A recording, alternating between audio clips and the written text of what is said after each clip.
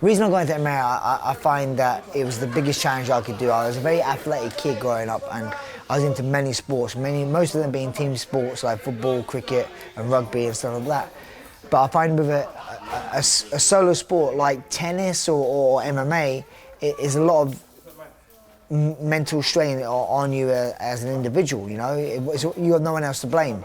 You could be the best person on the football pitch and lose a game. You could be the worst player and win. So in a one-on-one sport, it mentally is very tough. I find it the most physical, demanding sport, and also mentally tough sport. So for me, it was the biggest challenge. As an athlete, it was the biggest challenge I could do. Okay, guys. Grappling is definitely growing big now, you know, like there's a lot of eyes on it, and especially no-gi, there's a lot of competitions going on, and it's becoming more of a spectator sport. And when there's more eyes on it, there's more, you know, like glamour, there's more glitz, so more people are getting involved day in, day out. There's people obviously now who are not MMA fighters, or just like famous grapplers like Garry, Tonon and stuff like that, you know, they're famous for just grappling, you know, so yeah, so it's definitely something I'd like to get into. For me, it's still like, it's not fighting. A lot of people say to me, oh, when's your next fight? And I'm saying, I'm not fighting, it's a grappling match. So for me, it is just one part of what I used to do. But for me, it's something I still can do. And longevity-wise, I could do this for probably longer than I could do if I was getting more struck in the head on a daily basis. Boom, under his armpit. Boom, I hit. Now, if I wanted to be really honest, I think a good percentage of my submissions are people just wanting to get the hell out of there. Like, I just kind of like came with a very ferocious pace of a fight, and I was in your face a lot, and I'll be beating you up with punches and stuff like that. And a lot of people just didn't like the heat, and would just give me some sort of, here, take my arm, here's my neck, just to get out there. But yeah, obviously, when I first got into sport, I was predominantly a striker, and you pick up a lot of, it was just about defense, like don't get submitted, don't get submitted, don't get submitted. And when you learn how to defend stuff, you kind of like suddenly realise how to apply it as well, like what people are trying to do to you, so then you get better in that aspect. So obviously, I think a lot of people underestimate my ground game. My ground game is, I must admit, very MMA based, but it is trying to transition it into MMA. I have some great guys at the gym here at Team Time, where I train with, you know, Marcus, Paul, Ashley Grimshaw and stuff like that, and even Nathaniel. We have some good grapplers here. We're helping me out with my game, and yeah, so I'm actually looking forward to it. I've been going to 10th Planet a little bit in East London, you know, just learning a little bit more of the footlocks and all that sort of stuff. It's fun. It's nice to be able to sit back a little bit and learn some new stuff, you know, because it is a different game. Okay, ready? What's this one? What hand? Nice, man. It's a good move. Ready, which hand? Yeah, hopefully it'll be good. Which hand? You weren't even looking. Is it one of you? Well, no. Well, I used to play every day. Well, it's like an addictive personality, whatever I do, and I used to play literally every single day, just get the bus down, come and play a few holes, just practice, when I was like 12 or 13. Just out the back there, it used to be here. We used to have a shed, and we used to, he converted it into a boxing gym. We used to box, me and him used to box. He used to beat the shit out of me. Yeah, he was really good. Oh, put me off. Yeah, don't film that one.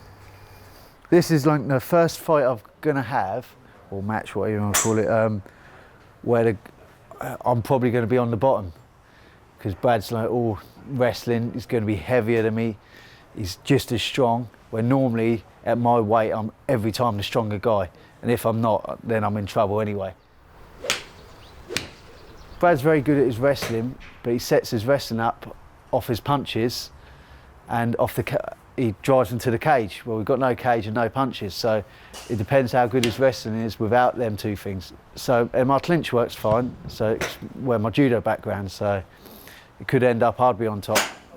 So it's going to be interesting how it's going to go, and this is 15 instead of 10. So yeah, we'll see how that plays out as the time goes on. It's one of those that I'm half knowing what to expect. Yeah, he might surprise me some little things, but his game's not going to change an awful lot to what it's been for the last 10 years. So, and where I've been out off the MMA scene for a couple of years, I've been doing the jiu-jitsu, my game's changed slightly to more jiu-jitsu based, so that's going to play in my favour, I think. I sometimes come down here just to stay away from the gym. So if I've got a match coming up or competition and I'll need a day off, but I want to get out of the house for an hour, this is sort of gets me out for an hour rather than hit the gym again and then overdoing it.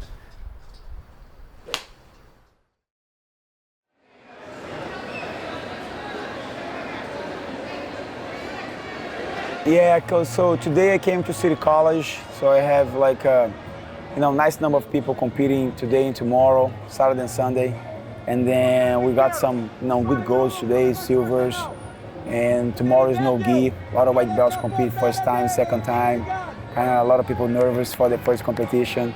But I'm excited for them taking the challenge to compete. So we have a lot of people to try help me out too, not just me coaching, have a couple other guys coaching as well. So Saturday and Sunday spending inside, but I think gonna be worth it end of the weekend. Training going great. You know what I mean? I think for me one of the most important things is like making sure I stay injury free. You know what I mean? I try to follow my routine, and so training like 4 or 5 times a week, in mixing plus conditioning plus 1 day, 2 days of wrestling, and so making sure some weeks I go a little harder, some weeks I go a little slow. We still have a couple of weeks away. I don't want to burn out. I don't want to go crazy, and then 2-3 weeks before, like I get like, oh my gosh, I don't want to train anymore. So I want to feel like every week again I'm getting better. But so far, so good. The ripping thing is something new because I used to do this more in MMA. So when we do MMA, so a lot of ripping, but at the same time when the guy go ripping my leg, you can punch him. So this time is no punching.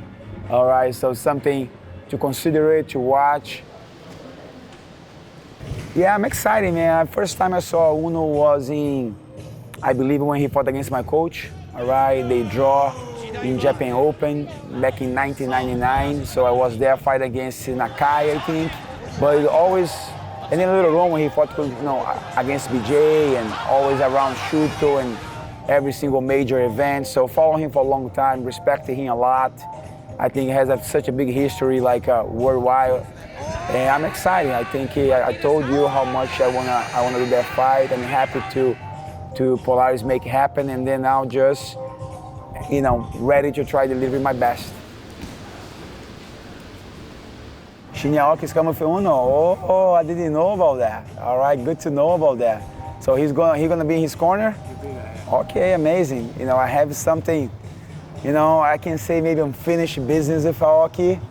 Let me keep my eyes open, but definitely my focus on Uno. All right, to see, I don't know exactly what's gonna happen in this fight, but it'll be interesting to see Aoki over there too. Good training, guys.